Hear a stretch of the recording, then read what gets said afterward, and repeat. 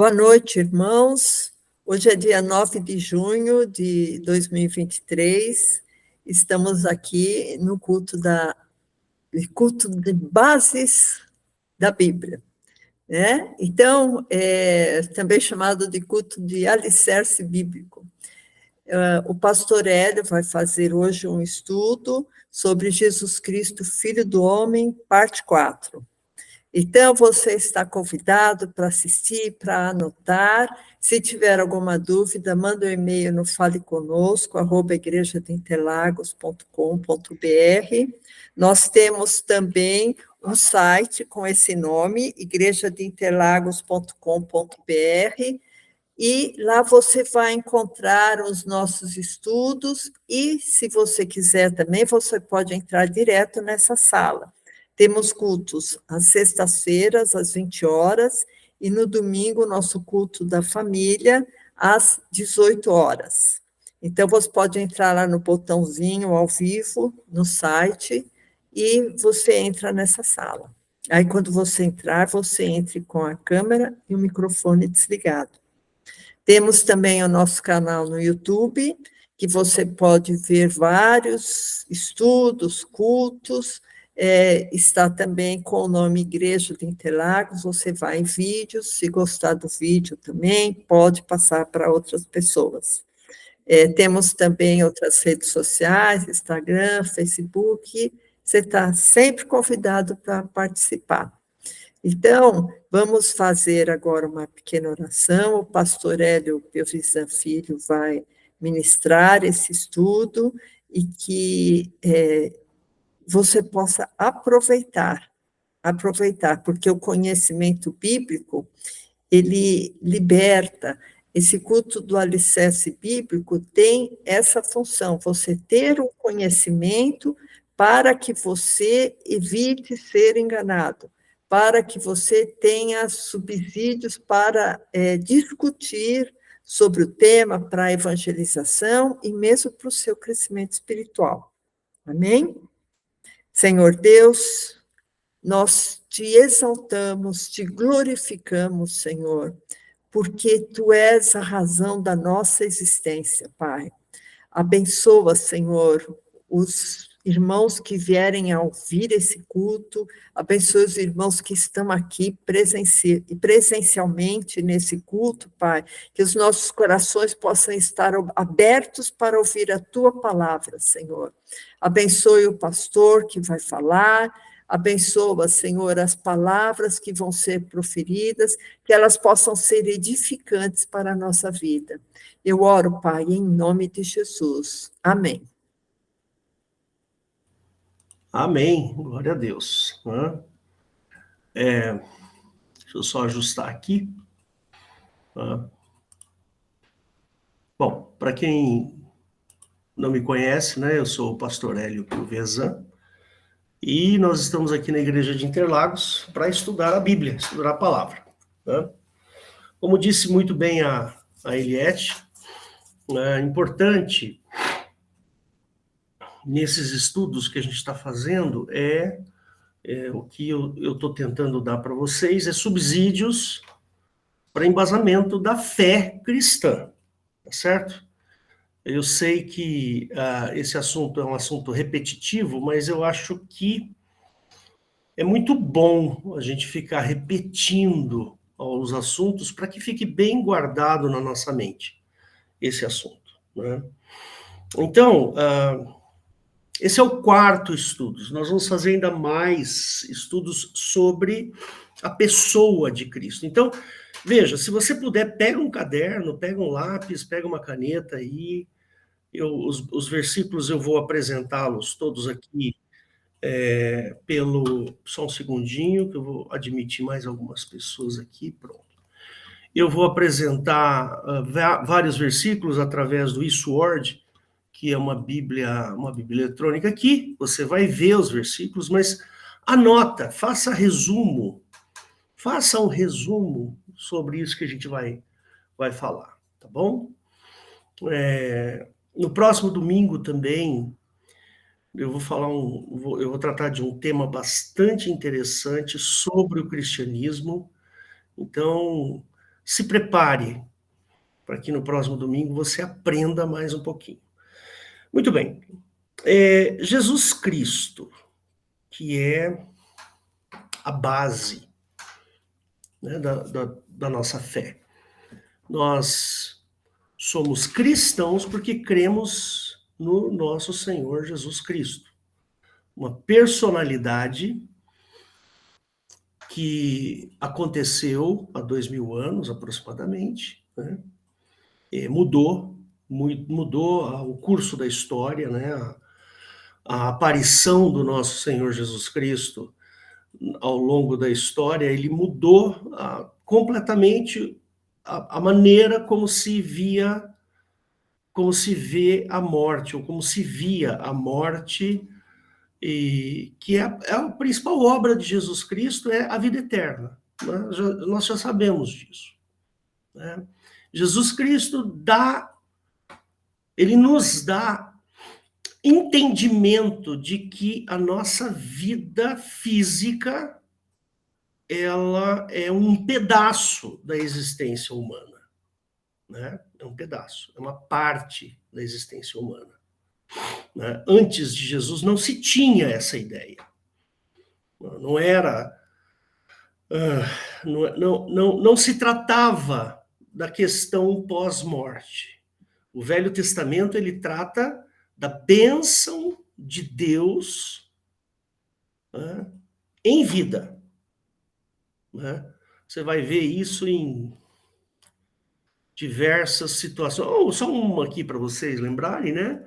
O caso de Jó, aquele sujeito que sofreu, né? Que aquele Deus e o diabo, eles fizeram um conluio contra a vida de um homem justo, que era Jó.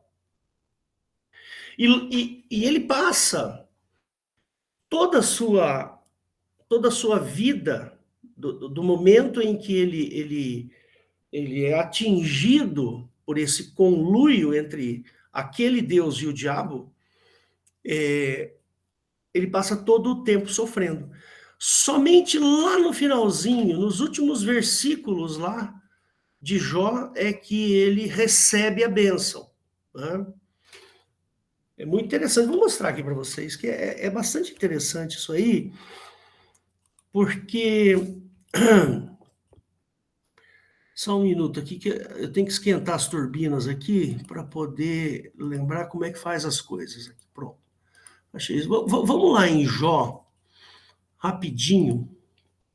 Lá nos últimos versículos de Jó, né? Então tá aqui, ó. Só para você ter uma ideia, né? 42:10. E o Senhor, aqui Jeová, né, virou o cativeiro de Jó, quando orava pelos seus amigos, e o Senhor acrescentou em dobro a tudo quanto Jó antes possuía. Então vieram a ele todos os seus irmãos, todas as suas irmãs, e todos quanto antes o conheceram e comeram com ele pão em sua casa, e se condoeram dele e o consolaram acerca de todo o mal. Olha só que interessante, hein? Todo o mal que Jeová lhe havia enviado. E cada um deles lhe deu uma peça de dinheiro e um presente e um pendente de ouro. E assim abençoou Jeová o último estado de Jó mais do que o primeiro, pois teve 14.000 ovelhas, 6.000 camelos, 1.000 jumentas, 1.000 juntas de boi e 1.000 jumentas. E também teve 7 filhos e 3 filhas. E chamou o nome da primeira de Gemima, o nome da segunda de Késia, o nome da terceira de Querem, Rapuque. E em toda a terra não se acharam mulheres tão formosas como as filhas de Jó, e o seu pai lhes deu herança entre seus irmãos. E depois disso viveu Jó 140 anos, e viu seus filhos e aos seus filhos e aos filhos dos seus filhos até a 4ª geração. Então morreu Jó, velho e farto de dias. Você percebe que não tem eternidade aqui? Nenhuma. Não existe vida após a morte no Velho Testamento. O único que promete vida após a morte é Jesus Cristo. Vida eterna. E mais, além de vida eterna, é a vida do Hélio. Não é a alma do Hélio, é a vida do Hélio. Por isso que existe ressurreição. Então, cristianismo é isso. Nós precisamos entender o cristianismo de maneira correta. Eu sempre falo isso aqui. Nós precisamos tratar aquilo que a Bíblia nos ensina de maneira séria. Então, Jesus Cristo nos promete a vida eterna. Ele fala assim, aquele que está morto, que ainda que esteja morto, viverá. Jesus Cristo nos promete ressurreição, não é reencarnação, não, tá? É ressurreição. Não tem reencarnação nessa história. É ressurreição. O Elião aqui é que vai ressuscitar. Percebe? Eu vou ressuscitar, porque Jesus prometeu a ressurreição. Ele ressuscitou. Tá? Muito bem. Mas esse advento de Jesus Cristo, da presença, a aparição do nosso Senhor Jesus Cristo, é um evento que marcou tão forte a história da humanidade, mas tão forte, que passaram-se 2000 anos, a humanidade cresceu, aumentou a população, e o cristianismo só se desenvolveu. Ele só cresceu, só aumentou. Tá? Então, nós precisamos, só mais um minutinho para eu admitir aqui. Pronto. Nós precisamos olhar para Jesus Cristo de uma maneira muito séria. Né?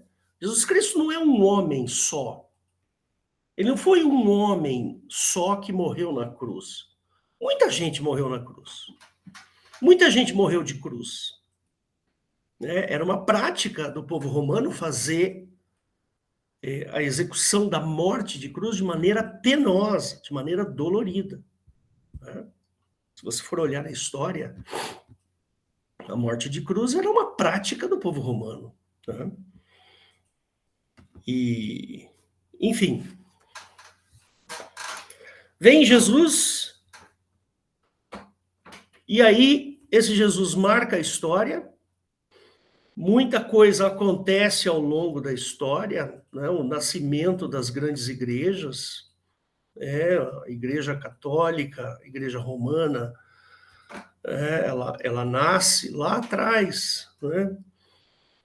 É uma igreja muito antiga, se perdeu ao longo do tempo, né? Fugiu do escopo principal do cristianismo. Né? Aí, ali mais ou menos naquela fase da 1500, 1400, 1500, surgem novos filósofos, pessoas pensantes, filósofos que eu estou dizendo, não da filosofia tradicional, mas do pensamento, né? Então, ali surge Martinho Lutero, surge vários pensadores, né, que começam a olhar para o cristianismo de uma maneira um pouco menos religiosa e mais espiritual. É isso que acontece. Aí chegamos nos dias de hoje. O mundo muito cheio de gente. 8 bilhões de pessoas. É gente pra caramba. Sendo que dessas 8 bilhões de pessoas, a gente tira 3 bilhões entre China e Índia.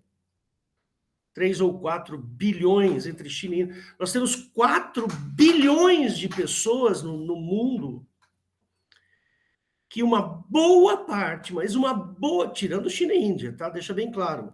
Mas uma boa parte desses 4 bilhões que eu tirei aí, entre China e Índia, nós temos talvez uns 80% desse número de cristãos, ou de pessoas que se dizem cristãs, ou que de alguma maneira simpatiza pelo cristianismo. E nós temos, nessa situação, né, ideias muito contaminadas pela história. Então, nós temos aí ideias muito contaminadas pelo que aconteceu na história do cristianismo, na história do crescimento da igreja. Não vou dizer cristianismo, mas do crescimento da igreja. Do nascimento, crescimento e maturidade da igreja. E eu estou falando aqui tanto da igreja católica, que é uma igreja muito antiga, quanto da igreja presbiteriana, da igreja batista, das igrejas, por exemplo, que são basicamente, professam basicamente a fé cristã. Né? Então, nós temos muito pensamento errado aí. Tem muita gente pensando de maneira errada sobre o cristianismo. Simplesmente, elas se dizem cristãs ou professam uma religião cristã de maneira cega, de maneira sem questionamentos, sem verificação da veracidade daquilo que se diz e etc. Né? Então, nós temos aí um problema muito sério. Né? Um cristianismo, eu diria assim, que nem gasolina, sabe quando a gasolina que você compra, ela é batizada, né? Que o pessoal chama, eles vão lá e colocam alguns solventes a mais e acaba... É mais ou menos isso que a gente tem hoje. Né? Nós temos um cristianismo mequetrefe. Essa é a verdade. Um cristianismo mal feito, um cristianismo mal versado. É isso que a gente vive. É assim que a gente está vivendo hoje. As pessoas não se convertem mais. As pessoas nascem em lar que se dizem cristãos e ali permanecem. Eu mesmo fui assim. Minha mãe era católica, né? Filha de Maria, católica. Até os 18 anos eu era católico. Eu era obrigado a ir na missa porque minha mãe falava, se você não for na missa no domingo, você não sai no sábado. Se você quer sair no sábado à noite para ir na balada, você vai, mas no domingo você tem que ir na missa cedo. Aí eu ia. Né? Era um sofrimento. Por obrigação. Né? Então, até essa época eu me dizia católico, mas eu sei lá o que eu era. Né? Enfim, nós vamos entender quem é esse sujeito, Jesus Cristo. Nós precisamos entender o que a Bíblia diz sobre Jesus Cristo. Nós precisamos entender o que a Bíblia diz sobre sermos cristãos. Se nós não entendermos isso, nós vamos praticar um cristianismo meia boca, mequetrefe. Percebe? Enfim, nós precisamos entender. Mas vamos lá. Quem é Jesus Cristo? Quem é esse sujeito Jesus Cristo? A gente já tem falado diversas coisas a respeito dele aqui. Já fiz vários estudos sobre Jesus. Mas por que Jesus Cristo ele tem esse protagonismo todo de ser o Filho de Deus, né? De ter vindo e morrido na cruz? Esse é o ponto principal que nós nos esquecemos ao longo do tempo. Nós nos esquecemos do porquê que Jesus foi na cruz. Quem era Jesus? Ele era somente um profeta? Ou ele era o quê? Um religioso? Já se disse até que Jesus era comunista. Que Jesus é o princípio do comunismo. Isso é uma balela desgraçada. Não tem nada de comunismo aí. Tem até uma música, né? Muito embora um só Jesus exista, muito embora um só Jesus exista, dos vencedores por Cristo. Não vou me lembrar agora da letra, mas tem uma hora que ele fala lá. Filósofo, poeta ou comunista. Então, não, Jesus não é nada disso. Nada, absolutamente nada. Né? Mas vamos entender um pouquinho sobre essa questão. Né? Quem é Jesus Cristo? Ele se declara filho do homem. Eu já estudei essa história do filho do homem. Por que Jesus fala filho do homem, não filho de Deus? Ele se declara filho do homem. Significa que ele é nascido do homem. É isso que significa filho do homem. Né? Depois que Jesus ressuscita, ele deixa de ser filho do homem e passa a ser filho de Deus. É outra história. Né? Jesus, na Bíblia, no Novo Testamento, ele nunca é considerado um filho de Deus. Ele é o filho de Deus. Né? Mesmo lá em Jó, como eu mostrei para vocês, dá uma olhada aqui, ó. Vou mostrar aqui para vocês. Aqui em Jó, tem um lance interessante. Em Jó, capítulo 1, verso 6. Ele fala assim: e num dia em que os filhos de Deus, tá vendo aqui, ó? Os filhos de Deus, né? Vieram e apresentaram-se perante a Jeová. Veio também Satanás entre eles. Ou seja, Satanás é considerado um filho desse Deus aqui. Percebe? Isso é muito sério. As pessoas não percebem. As pessoas fingem, eles fingem, as pessoas fingem, principalmente a teologia finge. Né? Que não enxerga. E olha só.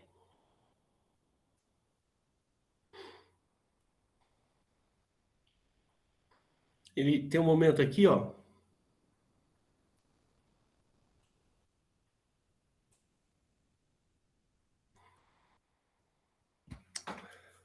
Tem um momento aqui que ele fala: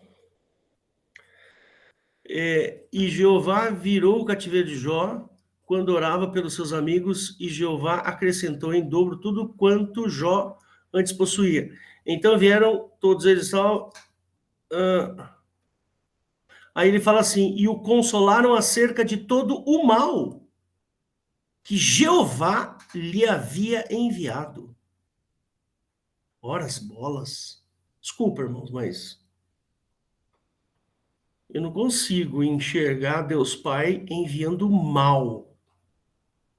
Eu não consigo. Desculpa, mas eu não consigo ver o Pai de Jesus Cristo fazendo conluio com Satanás. Não vejo. Desculpa, mas eu não vejo isso. Eu não aceito isso. A teologia não faz vista grossa para esse tipo de coisa. Né? Faz vista grossa. Fala que o Pai de Jesus Cristo e Jeová é a mesma pessoa. Eu duvido que seja. Me desculpa. Aqui um versículo que me faz duvidar. Vou mostrar aqui de novo para vocês. Esse versículo aqui me faz duvidar. Tá aqui, ó. E o consolaram acerca de todo o mal que Jeová lhe havia enviado. Espera aí. Esse Deus aqui, esse Deus Jeová aqui, ele morde e assopra, é isso? Ele morde, envia o mal, e depois vira o cativeiro de Jó e acrescenta em dobro tudo quanto antes ele tinha, ele possuía? Se você é pai e está me ouvindo aqui, esse Deus aqui matou os filhos de Jó. Depois você pode ler Jó lá no começo de Jó, você vai ver que os filhos de Jó morreram. E aí, ele dá outros filhos, 7 filhos. e 3 filhas.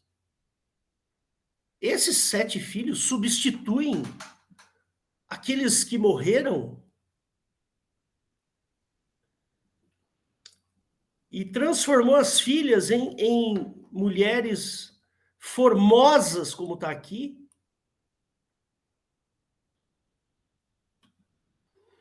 E não se via, quer dizer, mata-se um filho e depois se dá outro formoso, como se um substituísse o outro. Desculpa, irmãos, eu não consigo, eu sou pai. Eu sou pai. Eu nunca me esqueço, pastor Esdras, um amigo nosso, muito querido, a esposa dele engravidou e perdeu o bebê. Ela engravidou, depois de 3 meses, 4 meses, não sei, não me lembro exatamente quanto tempo depois ela perdeu. Você lembra desse fato, né, Rosana? O Esdras foi no púlpito, ele falou assim, eu perdi um filho. Ele estava inconsolável, porque o filho da barriga, que estava na barriga da sua esposa, tinha morrido. E para ele, um filho ainda no ventre é insubstituível. Não se substitui. Não existe de forma alguma. Você pode ter um filho, morre-se um. Eu lembro da avó da Rosana. Nunca me esqueço disso. A avó da minha esposa, uma senhora simpaticíssima, adorável. O filho dela, eu não me lembro, era o mais velho, não, né? Tio Luiz. Teve um problema cardíaco e faleceu. E eu fui fazer o enterro. E eu chegando lá, ela gostava muito de mim. Né? Lembra disso, Rosana? Como ela gostava de mim. Era uma senhora incrível. Ela me puxou do lado e falou bem baixinho no meu ouvido, o meu bebê morreu. Uma senhora de quase 90 anos, um homem de mais de 60 e tantos anos que tinha morrido. Ela virou e falou assim, o meu filhinho morreu, o meu bebê morreu. Chorava. Coisa incrível, né? Então, queridos, vamos entender quem é esse Jesus de verdade para a gente não cometer erros. Ao crermos em Jesus, não vamos cometer erros. Não vamos achar que Jesus é um personagem apenas da história. Ele é o pai da nossa fé. O Senhor Jesus é a razão da nossa fé. O Senhor Jesus é aquele que embasa a minha crença. E o próprio Jesus sabia disso. E o próprio Jesus foi questionado, né? Ele foi questionado várias vezes. O próprio João Batista chegou para... João Batista estava preso, ele mandou emissários para Jesus e falou assim, és tu realmente que deveria vir ou devemos aguardar outro? Palavras de João Batista. Aí Jesus vira e fala assim, olha, fala para o João Batista que os cegos veem, os surdos ouvem, os pobres são consolados, os leprosos são curados. Fala para ele isso, fala para ele, que é o que eu estou fazendo aqui, para ele tirar as próprias conclusões. Né? Então, Jesus sabia disso, ele sabia quem ele era, ele tinha plena consciência. Eu tenho amigos, né, que falam que Jesus tinha que ter tido relacionamento sexual, porque nenhum homem na idade dele ficaria sem sexo. Agora, Jesus tinha uma responsabilidade de salvar uma humanidade inteira, mudar o curso da história. Estaria ele preocupado com sexo?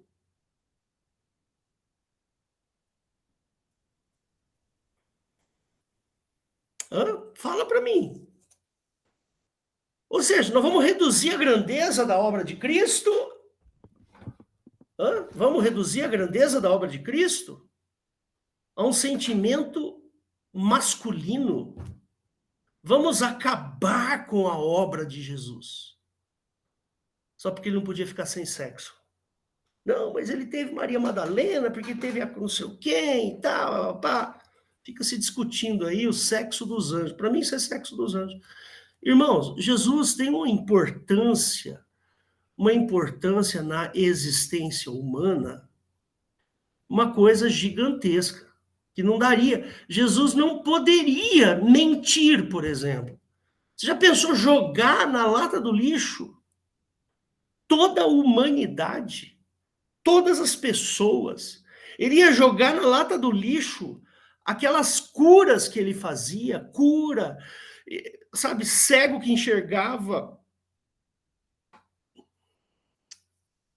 eram leprosos que eram limpos. Ele ia jogar tudo isso na lata do lixo por um pecadinho. Então Jesus, ele sabia quem ele era. Jesus sabia da sua importância.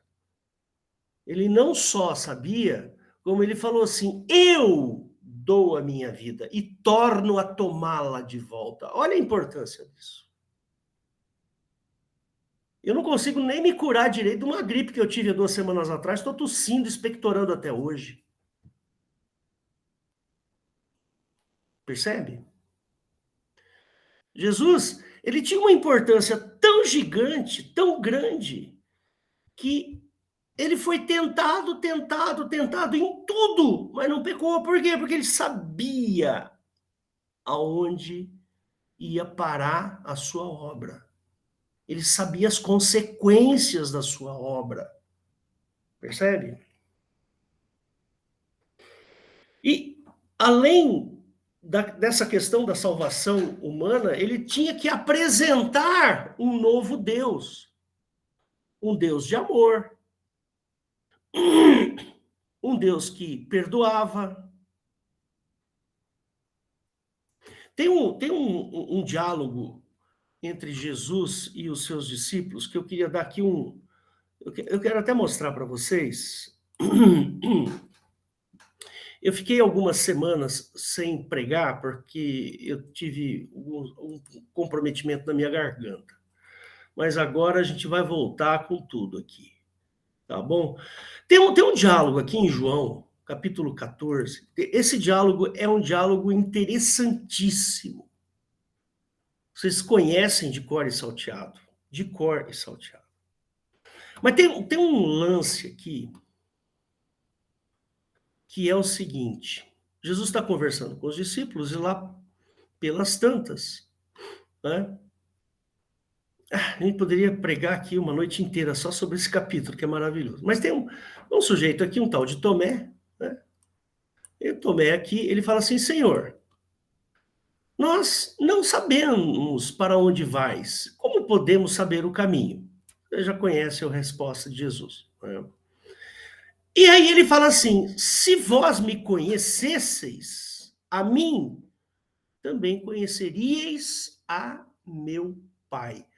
Olha só que frase fabulosa é essa.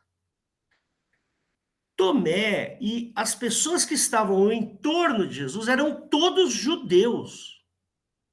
Você percebe? Todos eles eram judeus. Jesus estava no meio dos judeus. Só que quando ele fala assim, olha, se vocês olharem para mim, vocês vão ver o meu Pai. Ele não está falando do Deus do Velho Testamento, ele está falando de um outro. Aí Filipe, que é judeu, fala assim, ele poderia ter falado assim, né? Aqui ele fala assim, Senhor, mostra-nos o Pai, o que nos basta. Filipe falou isso, mas Filipe poderia ter falado assim, sim, Jesus, Jeová é o seu pai, tá bom, que bom, maravilha. Mas não foi isso que Filipe falou. Filipe está imbuído aqui de uma dúvida muito séria. Felipe chegou para Jesus e falou assim, então mostra-nos o Pai. Isso nos basta, é o que eu quero. Quero conhecer o teu Pai. Teu Pai não é o mesmo, aquele lá do Velho Testamento? Não foi essa a pergunta que ele fez. Percebe? A pergunta que ele fez, mostra-nos o Pai. O Felipe poderia falar assim, sim, Jesus, tá certo. Esse Pai aí que você está falando é Jeová do Velho Testamento. Mas não foi isso que Felipe falou. Aí Jesus fala assim, olha, eu estou tanto tempo convosco e não me tem desconhecido, Felipe. Quem vê a mim, vê o Pai. Como dizes tu, mostra-nos o Pai? Olha, eu estou refletindo a glória do Pai. Eu e o Pai somos um. Aí no verso 10. Não crês tu que eu estou no Pai, que o Pai está em mim? As palavras que eu vos digo, não as digo de mim mesmo, mas o Pai que está em mim é quem faz as obras. Ou seja, se fosse Jeová que estivesse em Jesus, eles reconheceriam, porque eles eram judeus.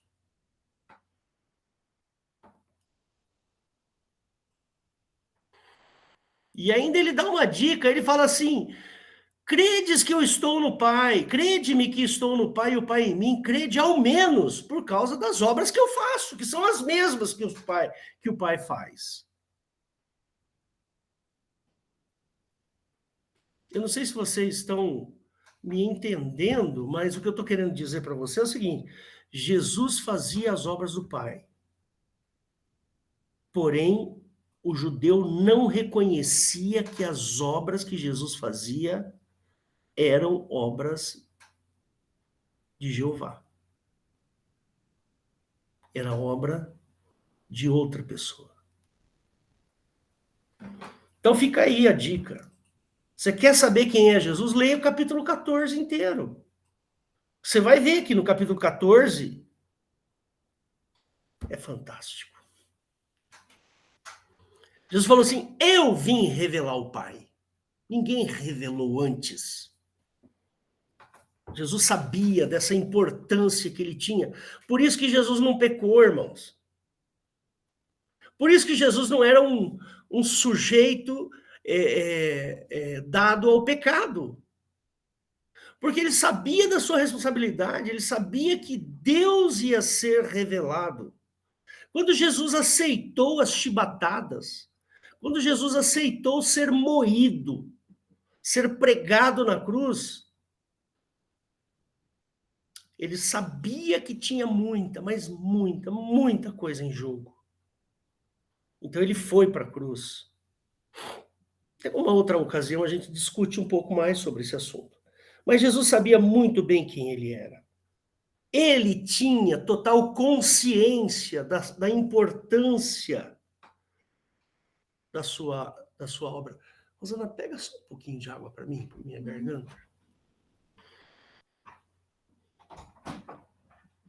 E tem mais umas coisinhas interessantes que a gente tem que observar a respeito de Jesus, né?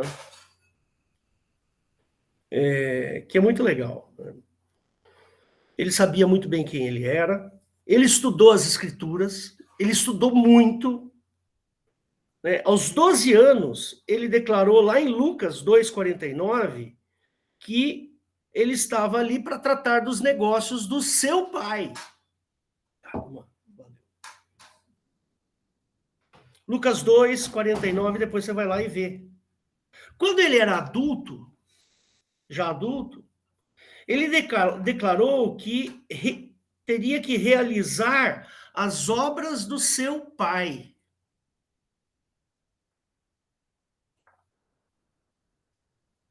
Ou seja, Jesus tinha consciência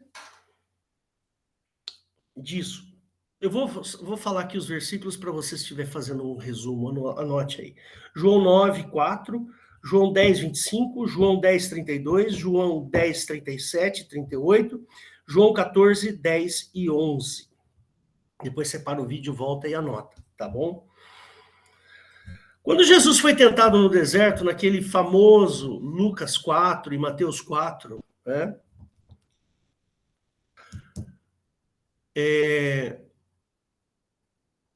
Satanás,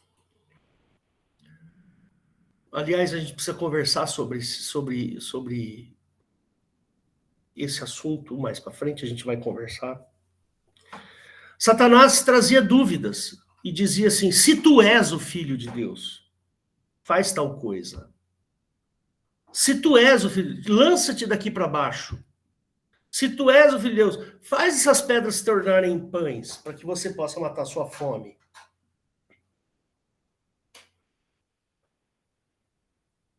Então, o diabo queria lhe botar dúvida em Jesus, fazer a tentação mesmo, tentar Jesus com tudo e mais um pouco.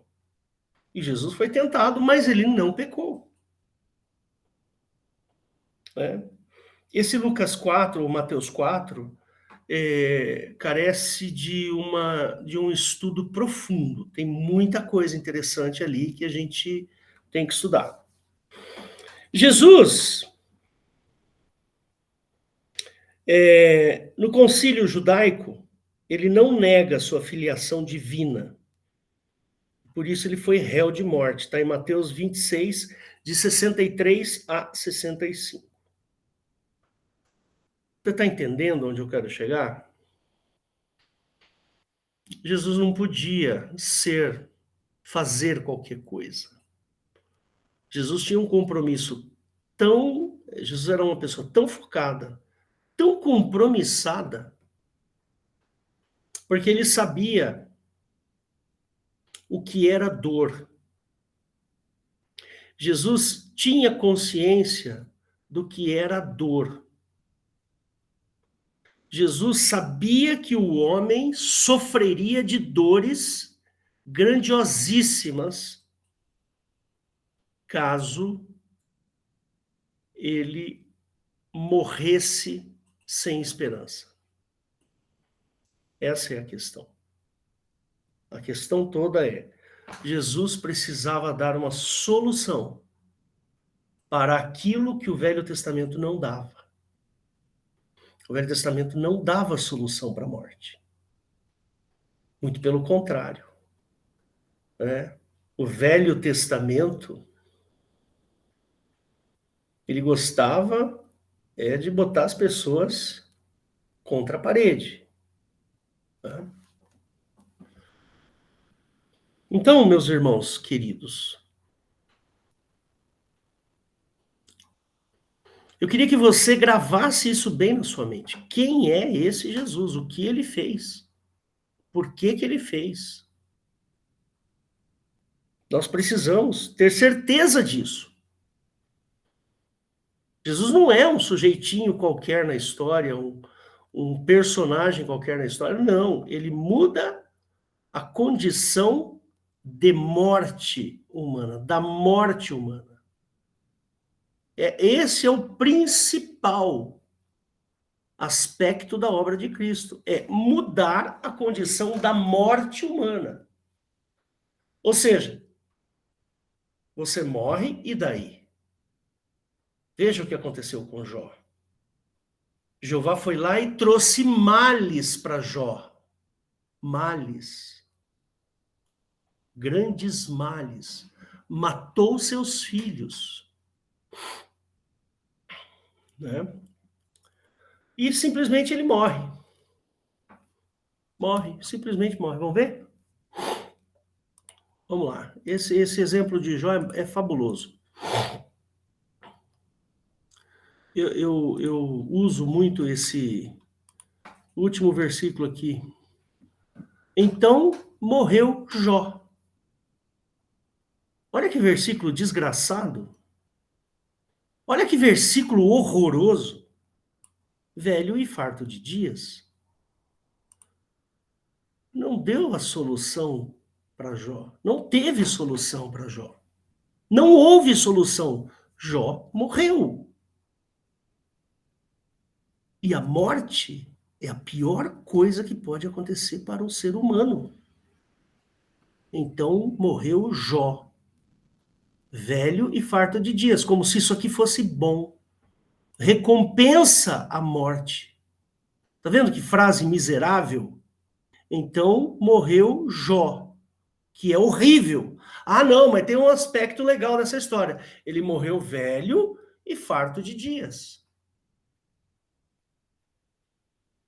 Como se a segunda parte da frase recompensasse a primeira. Não é isso que Jesus fez por nós. Jesus dá a solução para a morte. Eu vim para que tenham vida e vida com abundância. Percebeu? Eu vim para que tenham vida e vida com abundância, ou seja, sem morte. A morte não é uma coisa boa.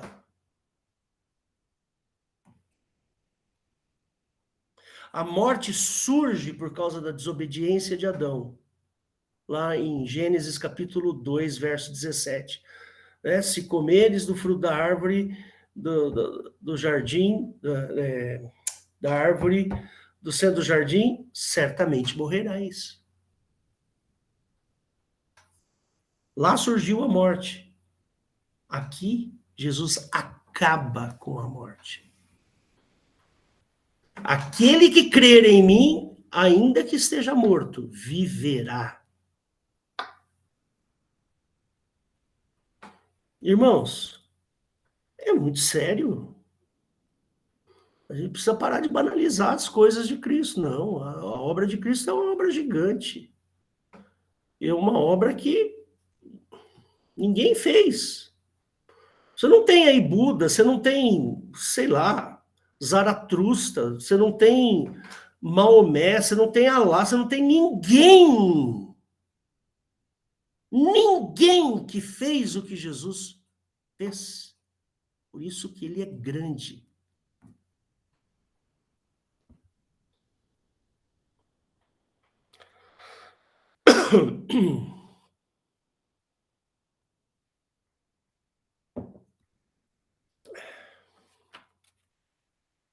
E Jesus é um personagem que veio para nos dar vida, e vida em abundância. Ele veio fazer uma revelação que estava oculto. Vou mostrar aqui para você. A revelação de Cristo. Vamos lá. Vamos à revelação.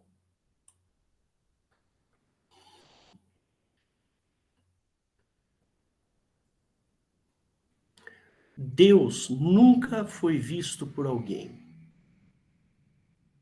O Filho unigênito, que é ele, que está no seio do Pai, esse o revelou.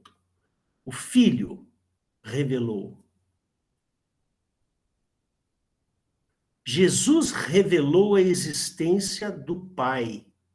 Antes disso, não tinha. Era Jeová, e Jeová não é o Pai. Não pode ser. Percebe? Capítulo 3.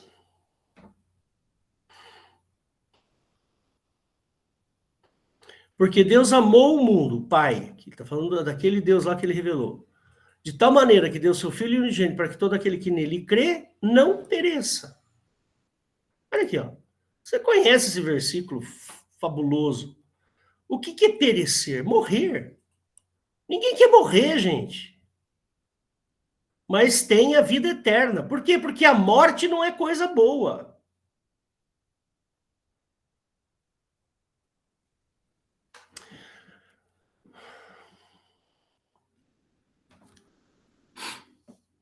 Entendeu? Espero que sim. E tantos outros versículos. Tantos outros.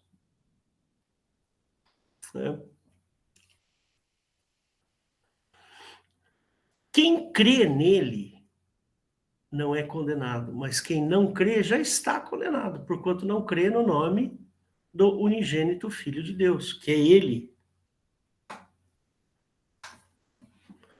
Bom, irmãos, o que eu tinha para falar basicamente era isso. A gente tem mais coisas para falar a respeito dessa questão de Jesus. Vou continuar, né, na próxima vez. A gente vai continuar falando sobre essa obra, a obra de Cristo, sendo uma obra profunda. Ela não é uma obra superficial, ela é uma obra muito profunda. É muito grande a obra de Cristo.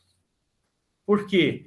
Quando a gente canta, né, que ele derrotou, que ele matou a morte, acho que tem um corinho aí, um louvor que a gente fala que Jesus matou a morte, né?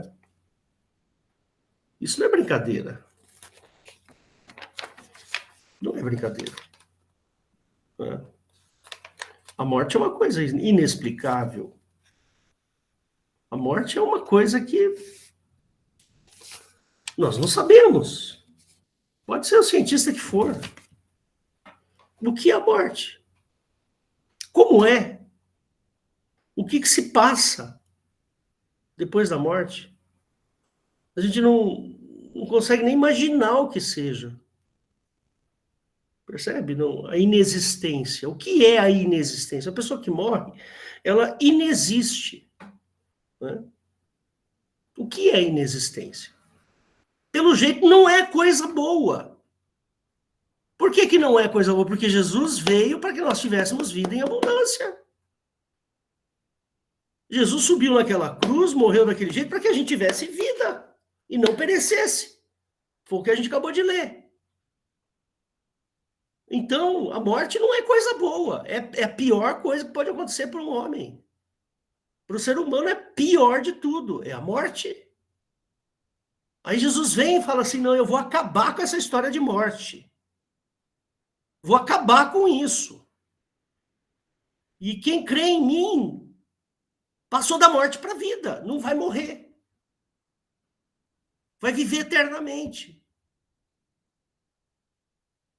Está entendendo a importância desse negócio? Se a morte fosse uma coisa boa, Jesus não precisava ter vindo. Para quê? Não tem necessidade. Mas Jesus sabia que a morte era uma desgraça. Que a morte é a pior coisa que pode acontecer para o ser humano. E depois a gente discute a questão da salvação, mas percebe? Jesus veio justamente para tirar a gente dessa condição, da condição de morte. É isso que acontece. E você não vê nenhuma outra religião que não seja cristã falando dessa forma, né? Os espíritas ou aqueles hindus, eles dão uma solução para a morte que é a seguinte: a sua alma sai do seu corpo e vai para não sei o quê, vai para não sei aonde, vai para isso, vai para aquilo. Percebe? Mas desculpa, irmãos, balela, para mim é balela. Eu não quero morrer. Eu não quero. Eu não quero morrer. Eu quero viver. É isso que me interessa. Ninguém quer morrer. Todos nós queremos viver. Você quer viver? Então creia no Senhor Jesus. Você passa da morte para a vida. Que é a melhor coisa que existe. Viver é a melhor coisa que existe. Por isso que Jesus ressuscitou. Para viver e não para morrer. E nós ressuscitaremos da mesma maneira que Cristo, não para morrer, mas para viver, porque viver é muito melhor do que morrer. Tenho dito. Tá bom, irmãos? Fecha seus olhos que eu vou fazer uma pequena oração, ainda que você esteja vendo essa gravação, sem problema nenhum. Jesus querido, nós te louvamos e te agradecemos porque o Senhor é o dom da vida, o dom gratuito de Deus, o dono da vida, é aquele que morreu para que eu tivesse vida. E eu te agradeço, Senhor. Eu não mereço, mas o Senhor morreu por mim, sem que eu merecesse. O Senhor morreu por mim porque quis morrer por mim. E eu te agradeço por isso, Senhor. Te louvo por isso. Bendigo o teu nome por isso. Então, Senhor, abençoa aqueles que estão ouvindo esta palavra. Em nome de Jesus. Amém. Amém e amém. Pronto.